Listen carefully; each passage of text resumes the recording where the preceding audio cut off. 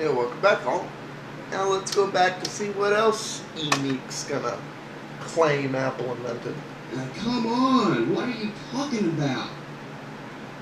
Apple is the most innovative company in tech, period. No. No, no, no, no, no, no, no, no. Apple does not innovate. Apple, look, Apple's chief innovation, people, is in convincing you that they innovate. This is their marketing spin. It's like the Macs don't get viruses thing. Macs don't get Trojans, Macs don't get... This is a lot of bullshit they do all the time. Apple's biggest innovation, and I have to salute them for this, is they have the marketing department from hell. I don't know, maybe Steve Jobs made a pact with the devil or something and has Beelzebub actually doing his marketing. It would not surprise me. But they sit out there and they put out ads and people believe them. I honestly think the Apple marketing department could convince people the world is flat. We all know that the world is round. But I bet you if the Apple marketing department took on the stance, the earth is flat. See, we have all this pretty proof for it. They could put the spin on it to make you believe it. Because they're good at that. And that is one of Apple's greatest strengths. They're really good at that.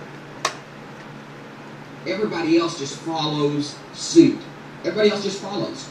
Look at all the iPhone wannabes. Every smartphone on the planet now has that swipe scroll and the flat screen. Okay, this one I gotta give him. And this one pisses me the hell off. I will give Apple this. Apple does have the guts to commit to something. Now, on the one hand, when they make a mistake, they can't ever admit it because we're Apple and we have to lead, not screw up. Now they just screw up.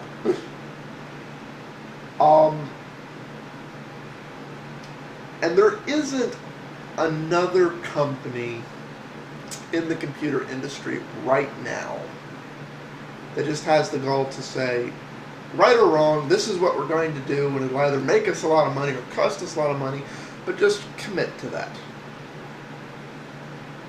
And I will give Apple that.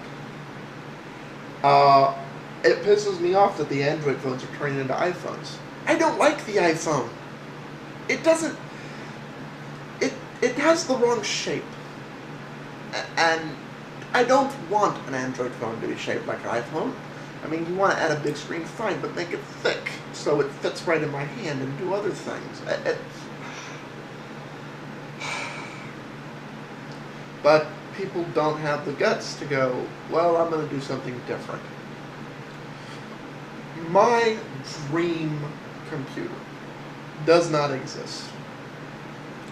My dream computer would be a manufacturer who has Steve Jobs' cojones to just say, this is what we're going to do. Except they're going to manufacture PCs, and they're going to manufacture Linux PCs. And they're going to issue an ultimatum to the computer industry, which is, we are using Linux. We would like to buy your product. Make it so it works. If a manufacturer with the proper financial backing, who wasn't just trying to be a Linux profiteer, but was actually trying to innovate, build a good product, and their end goal was to just build good computers, not to make obscene amount of money. Now, by a byproduct of just building good computers and embracing all the innovation that is going on in the open source community, not pirating from it, but using it, contributing back to it, helping spur and give incentive for the innovations that are needed, and so on and so forth.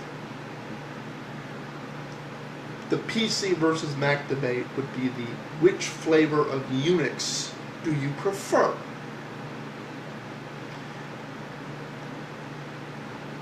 But I haven't seen any manufacturer that has that. All the Linux manufacturers I've seen who, just make Linux machines, they're basically, they're making budget boxes or cheapy boxes or other things like that. But that is what the industry needs, and that's what I would love to see. So I will give Apple that. I just wish they weren't so goddamn draconian about it. That's one of my biggest problems with Apple. On the front, just like the iPhone does. Every smartphone on the planet looks like the iPhone. Every smartphone on the planet is getting an app store. Even netbooks are going to get an app store now. This is all because of Apple. They're all following Apple. They're all making their phones look like iPhones. They're all giving their phones app stores. They're just following Apple. Everybody follows Apple. Everybody are bandwagon babies. How much they started everything, and how far ahead of their time that they were from the very... It's not that they were. They are ahead of their time. No, Emate, they are not ahead of their time. They have never signed. Apple just follows in a different way. The way Apple follows is it goes, there's this great thing somebody developed. Let's reinvent it, put a spin on it, sell it, and have our marketing people go convince the world we invented it. The real difference between Microsoft and Apple is when Microsoft does this, they don't claim they invented it. They say we have it now, but they don't claim they invented it. Apple, on the other hand, literally does try and convince the consumer that it's theirs and they invented it and they were good at it. They try and take credit without actually taking credit. They're like that person who stands up in the corner of the room. No, they're like that person who goes out and stands in front of the $1 million house. And they're there every day. They're never actually in the house. They're never actually in the yard. They're just there. When they have their meetings, they always meet you in front, and they're there like picking up a newspaper or something. They're convincing you. They're strongly implying and inferring that that's their house. When in reality, they live in the guest house. Back. That's not theirs. But they're giving you the strong impression. They're not outright lying to you. They're trying to convince you of a falsehood. And that's what Apple does. And that pisses me off. Do not claim credit for shit you didn't do, either directly or indirectly. Well, we're coming up on the 8-minute mark, so hope to see y'all in the next part. And remember, Sunday is when the contest starts.